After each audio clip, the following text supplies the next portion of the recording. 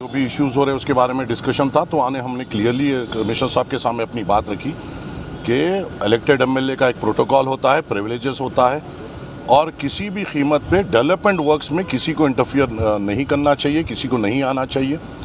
खाली अपने पॉलिटिकल रोटियां सेकने के लिए अगर आप आके एक दिन पहले जो रोड खुदी हुई है उसको आकर आप क्वालिटी आप वैसे चेक करना चाहते हैं, कमिश्नर साहब ने इसके पूरी तरीके से नोट लिया है। फिर आगे भी आएगा। हम हमारी पूरी टीम के साथ, पूरे लॉयर्स के साथ हम पहुंचे थे और हमने पूरी तरीके से अपनी बात वहां पे रखी।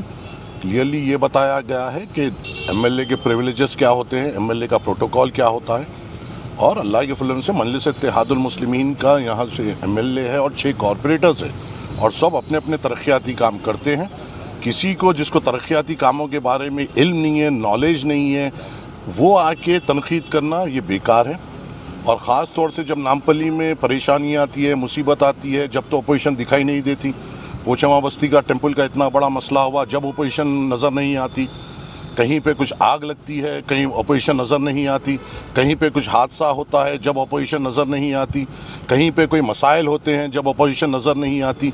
तो सिर्फ ऐसा क्यों होता है कि अपने पॉलिटिकल रोटियां सेकने के लिए लोग अपोजिशन का नाम लेके आगे आते हैं। तो हमने यही कहा है कि और ये लड़ाई का हमने पूरी तरीके से जो वहाँ पर जो हुआ था उसका पूरा वीडियो हमने बताया है। कमिश्नर साहब का जो शुरुआत में जिस तरीके से लड़ाई हुई थी उसका नहीं था, वो हमने बताया और हम बिल्कुल कमिश्नर साहब के इंस्ट्रक्शन को फॉलो करेंगे और क़ानून के तहत अपना काम पूरी तौर पे और मजबूती से जारी रखेंगे। शुक्रिया। जहाँ तक गली में फिरने की आती, अपोजिशन रहो या आप रहो, उसके पर आप पुलिस परमिशन लेके फिरो, जाओ।